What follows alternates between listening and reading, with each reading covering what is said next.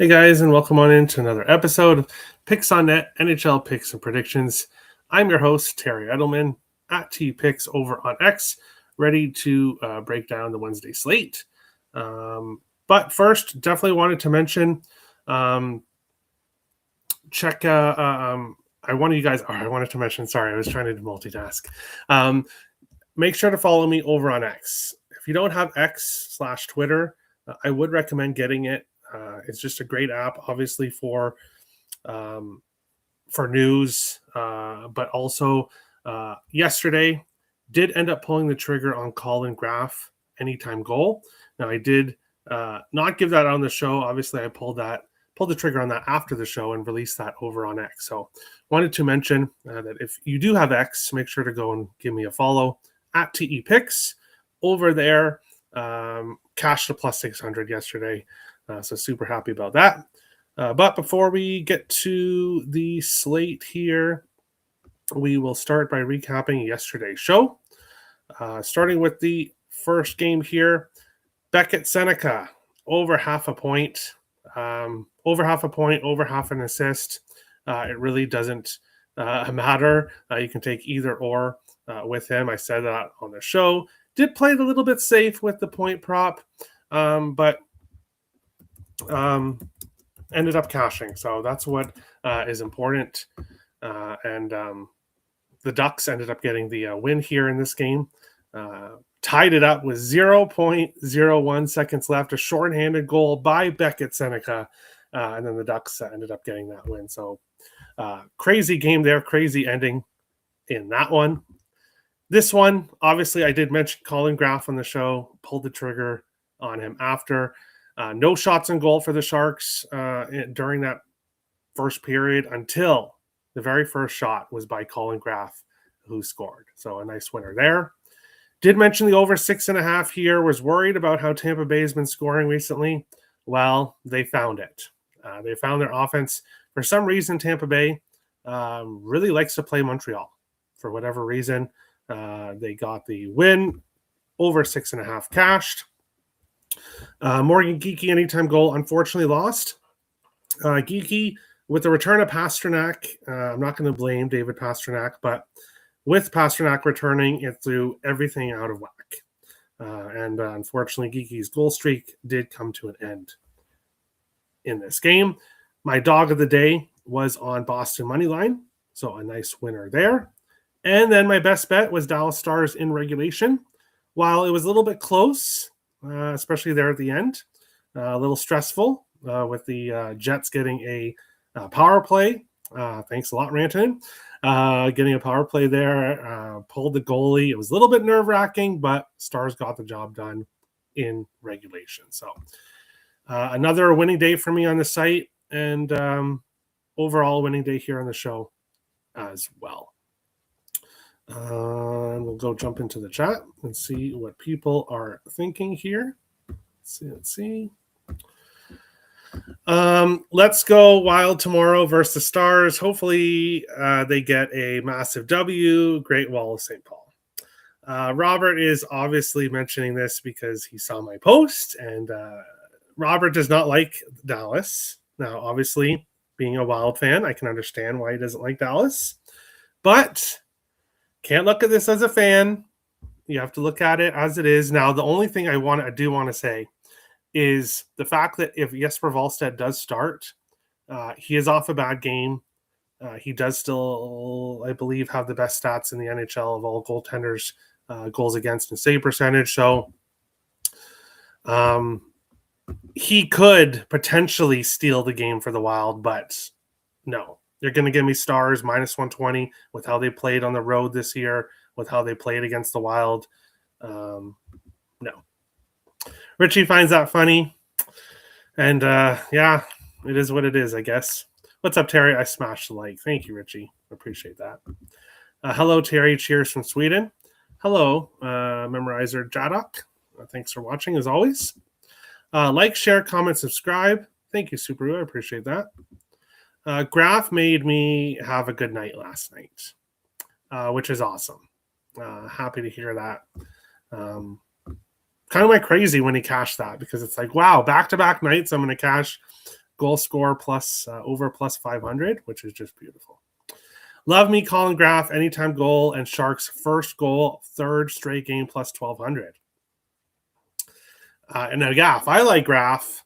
Obviously, Jonathan likes him a lot more from what he did for you yesterday. Love it. And plays the Leafs tomorrow. I'm already looking ahead at tomorrow's slate.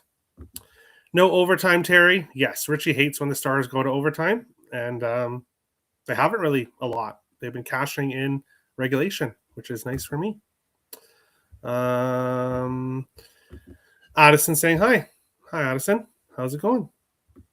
But we are going to jump into today's slate. 4 games today, but some really interesting spots. And I actually have more plays on today's show than I did yesterday, which is kind of interesting. But New York Rangers minus 140, road favorites. The Blackhawks plus 120, home dogs, and a total of 6 here in this game. Igor Shesterkin confirmed for the Rangers, 12, 9, and 3, 2.45 goals against average, 9.13 save percentage.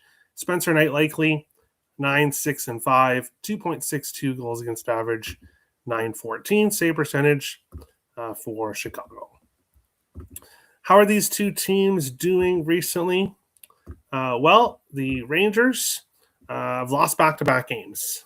Back-to-back 3-2 overtime losses. So incredibly close games. Losing it to Colorado 3-2 in overtime. Nothing wrong with that. And then losing to the Vegas Golden Knights 3-2 in overtime as well. Chicago, I've lost back-to-back games, 6-0 and 7-1. The Hawks are coming right back down to earth for a few games now. They've been coming down to earth. But when I look at this game here, how have these teams done against each other in the past? Wow, do we have some heavy history between these two teams. The Rangers, 8. Now, remember, these two teams only face each other twice per year. So I did want to mention that. But the Rangers, 8-0-2. So 8 wins, no regulation losses, 2 overtime losses in the last 10 meetings. 5 of the last 7 have gone over 6.5. The Rangers have scored 4 or more against Chicago, 7 of the last 10 meetings. The Rangers are 8-2 in their last 10 games in Chicago. 5 straight games in Chicago going over 6.5. The Rangers have scored 4 or more in 5 straight games in Chicago. And the Rangers have scored 6 or more goals in 4 of their last 5 games in Chicago. For whatever reason, the New York Rangers love to come to Chicago. They come here, they win, and they score a bunch of goals. And looking, as I said, what the Blackhawks have done their last 2 games, losing 6-0 and 7-1. Not great when you have this Rangers team with such heavy success in the past here coming to Chicago. For me, give me Mika Zibanejad, over half an assist at plus 135.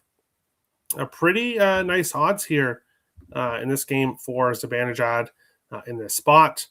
He has been consistent for the Rangers as of late. He has an assist in 4 of his last 5 games and 7 of his last 10. As well, 5 of his last 7 games against the Blackhawks. Top line, top power play, plus 135 to get an assist. I think there's great value with Mika Zibanejad here in the first game of the night. Jump into the chat. Credit our good buddy Ian Cameron for this one. TNT Games have cashed the over the last 9 games. Okay. I like it. But we will go and look at other players on streaks here for this game. Shots on goal streaks. Alex Lafreniere, at least 2 shots on goal in 4 of his last 4 games in a row, minus 115. Connor Sheary for the Rangers has at least 2 shots on goal in 4 of his last 5. He's minus 114. Zibanejad is on the longest point streak right now, 7 games in a row, minus 150 though. Obviously, I like the assist, but if you wanted to use his point as a parlay piece, not a bad look either. Alexis Lafreniere has a point in back-to-back games, plus 117. Goal streaks, not a whole lot. Tyler Bertuzzi, Connor Bedard, both have scored in 3 of the last 5 games. Plus 220 for Bertuzzi, plus 155 for Bedard. Power play points, same thing, 3 of 5. Bertuzzi, plus 235. Bedard, plus 170. And then Zibanejad, other than Zibanejad, when it comes to assists recently, Panarin, 3 of 5, minus 110. Trocheck, 3 of 5, plus 135. And Frank Nazar, 3 of 5, plus 135 here in this game. Paired Mika point with Panarin assist, plus 210. I like it. Although I'm kind of hoping Panarin scores and Zibanejad gets an assist, but hey, we can both cash. But I'll move on along to our next game, the Detroit Red Wings and the Calgary Flames. Detroit, minus 110. Calgary, minus 110. A total of 6 here in this one. How did these two teams do against each other in the past? Well, again, these two teams only face each other twice per year. But Detroit, 6-0 in the last 6 meetings. They've swept Calgary in 3 consecutive years. The last 3 games all going under 5.5. Detroit has won 5 of the 6 games in regulation between these teams, and they've kept Calgary under 2.5 goals in the last 6 meetings between these teams. So usually these two teams face each other. Detroit wins a lower scoring game. Calgary doesn't have much offensive success when these two teams face each other. Now, that could be a little bit different here. Detroit has been an over team for a while now. Now, in their last game, a 4-0 win against the Canucks, I went with Detroit team total instead of the over because I didn't really trust the Canucks offense. Here in this one, Calgary have won 3 games in a row. 4-1 against Minnesota, 2-0 against Utah, and 7-4 against the Buffalo Sabres. All 3 games at home during this homestand. So Calgary's playing pretty well their last 3 games. Now, this is the second time this season they've won 3 games in a row. The last time they lost, I believe it was 5-1. So we'll see what happens here.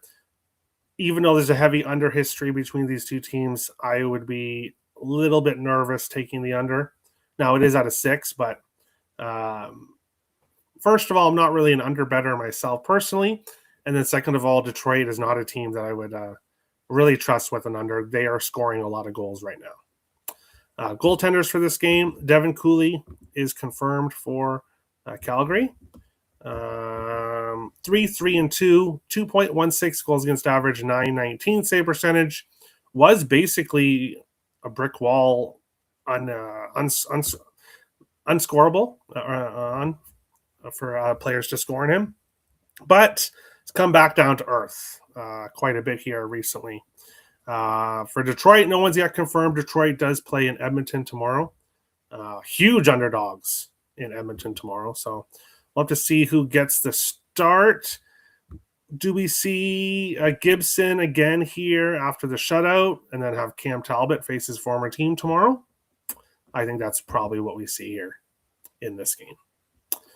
But for me, you guys know where we're going. Give me JVR, James Van Riemsdyk, anytime goal, plus 550. It's over plus 500 again.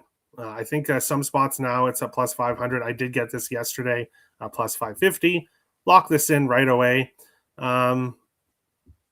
JVR has scored a goal in 6 of his last 7 games. He has at least 4 shots on goal in 3 games in a row. He's shooting the puck a lot. He's scoring. Yes, not on the top line or not in the top 9. I believe he's on the 4th line.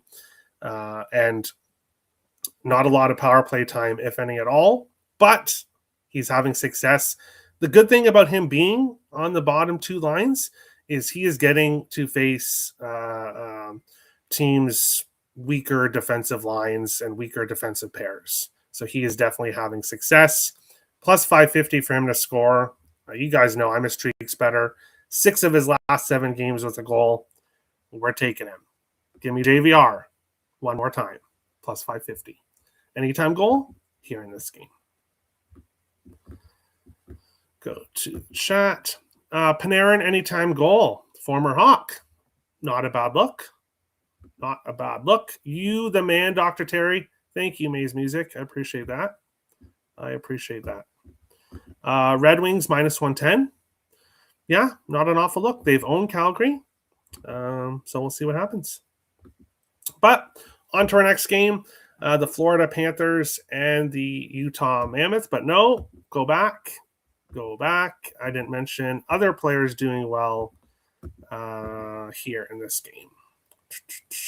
Shots and goal streaks, I don't really see a whole lot. Same with point streaks. Other than JVR, when it comes to goal streaks, 2 guys on 2 game goal streaks. Igor Sharangovich, plus 360 for Calgary, and Andrew Kopp, plus 550 for Detroit. Power play point streaks, not a whole lot. And then assists. Lucas Raymond, 3 of his last 5, minus 108. DeBrincat has an assist in back-to-back games, plus 157. And Nazem Kadri has an assist in back-to-back games, plus 121. And Joel Farabee, back-to-back games with an assist, plus 342 for Farabee assist here in this game. Let's see. Hi, Terry. Hi, Shawnee. How's it going? Flames first period money line, minus 110. All right. So I think they come out strong early. I banged them yesterday. Go Sabres. Yeah. There you go. Sabres got the win. Impressive win for them. What do you think about Detroit's Kopp and Sandin Pellikka? Yes. Kopp is obviously on a 2-game goal streak. I would look at him sticking with JVR and don't really want to go with too many props here in this game. So, and then Sandin Pellikka, is he doing good right now? Let's see. I don't really see him on here. Yeah, not much. He hasn't really done much at all, especially when it comes to goals. But Seneca Point, thank you. Hey, the guy is just on one. And we just bet him every night. And we just continue to cash. So don't thank me, thank him. But yeah, I appreciate it. Sharon Govich, anytime goal, plus 340. Flames first goal, plus 1100. Scored the first goal of the game in back-to-back games. There you go. But now we can go back to the next game. Florida and Utah, minus 115 for the Panthers, minus 105 for Utah. Total 6 here in this one. Taking a look at goalies, none yet confirmed. Sergei Bobrovsky, Karel Vejmelka, both unconfirmed here in this game. Bobrovsky, 11-8-1, 2.98 goals against average, 881 save percentage. Vejmelka, 12-8-2, 2.66 goals against average, 893 save percentage. Vejmelka, slightly better numbers than Bobrovsky so far this year. How do these two teams do against each other? Well, like the other previous 2 games, very one-sided here. Florida, 8-1 in the last 9 meetings. Of course, going back to when they were Arizona. 3 of the last 4 going under 5.5. So some lower scoring games between these 2 teams. But despite that, the Panthers team total over 3.5 has cashed in 4 of the last 5. So Florida really has dominated Utah both meetings last year. And then, of course, when they were Arizona. But this Florida Panthers team is not quite rolling on all cylinders right now, as we've seen this year. So when I look at this game here, I've got 2 player props here, one on both sides. We'll start with Carter Verhaeghe, anytime goal, plus 220. Verhaeghe scored a goal in 5 of his last 6 games. He has a 2-goal game during that stretch against Columbus, averaging 3.8 shots on goal over his last 5 games. He's shooting the puck a lot, and Florida's had so much success against this Utah team. I will take their hottest goal scorer in Carter Verhaeghe at plus 220 to score a goal here in this one. And then give me Clayton Keller over half an assist at minus 110 here in this one. Keller, bear with me for a second, has an assist in 4 of his last 5 games and 4 of his last 6 games against Florida. Top line, top power play. The Panthers, as I said, not really playing the best. They've been giving up goals. Bobrovsky has not been as sharp as last season, so we'll go with Keller over half an assist at minus 110 here in this game. Flames have only lost the first period at home twice in 11 games. Okay. So play good in the first period. They do choke some games away, but have been winning recently at home. Tricky spot for Florida, who is at Colorado tomorrow. Then they play Dallas and Tampa. Could be a look ahead for the Cats. I could see that. Utah over 6, minus 105. I could see that as well. Under history between these two teams, but obviously I'm on 2 props. I think this will be a higher scoring game. I do. Keller, 11 points in 14 games versus Florida. I love it. Sandy and Pelika is nasty at Addison. There you go. Other players playing well in this game. Let's see here. Shots on goal streaks. Carter Verhaeghe, over 2.5 shots on goal, plus 115. 5 games in a row. Always love to see that when you're on a goal scoring prop, that the guy's shooting a lot. Sam Bennett, over 2.5 shots on goal, plus 105. He has done that in 4 of his last 5. And Seth Jones, over 1.5 shots on goal, minus 117. He's done that in 4 of his last 5 games. And a lot of games against Utah. 9 of the last 10. Seth Jones has at least 2 shots when he faces Utah/Arizona. It'll be nice when I don't have to talk about Arizona, when we can just say Utah. But there will be people that will say, hey, Utah's only been around for 2 years or 1 year. So, yeah, I have to clarify. Point streaks. Anton Lundell, 4 of his last 5, minus 114 with a point. Goal streaks. Carter Verhaeghe is basically the hottest goal scorer right now. Seth Jones has scored in back-to-back games for Florida, plus 1,100. Here, assists. Clayton Keller. JJ Peterka also has an assist in 3 of 5. Reinhart has an assist in 3 of 5 back-to-back games, plus 126. And Mackie Samoskevich and Gustav Forsling both have assists in back-to-back games. Samoskevich, plus 336. And Forsling, plus 215 to get an assist here in this game. Let's see here. What is the chat thinking? Veggie over saves over. He averages 36 saves game against Florida. Yeah, that doesn't surprise me. Florida shoots the puck a lot, so I like that. Colorado, bit of an upset last night. LOL. Yes, which means they're going to be out for blood tomorrow. They're not going to be a very happy team tomorrow. That's for sure. Yes, we're Boquist, but I would be totally fine if Colorado wants to go on a losing streak. That sounds good to me. Coming from a Wild fan, that sounds good to me. Boquist has 3 goals in 4 games on 8 shots against Veggie. Okay, Boquist. Would you take him for a point, plus 193 game assist streak? I don't see his assist line anywhere. Oh, okay, yeah, that's why when I saw goals, there was nothing for him. Wasn't Stenlin a Panther? Yes, I believe so. Yes, at Addison. I like the Keller Peterka point. Yeah, you could do that. You could take the 2 together. Yes, Stenlin was a Panther. But we will move on along to our final game of the night. The Los Angeles Kings, minus 150. Road favorites, the Kraken, plus 125. Home dogs, and a total 5.5 here in this one. How are these two teams, how they've done against each other in the past? LA 3-2 in the last 5, so kind of back and forth between these two teams. For a total of 5.5, 3 overs, 5 unders. Kind of an up and down when it comes to the total as well. Who's starting in net? To be determined. Darcy Kemper unconfirmed, 10, 6, and 5. 2.23 goals against average, 914 save percentage. Joey Decord, 7, 7, and 4. 2.99 goals against average, 891 save percentage here.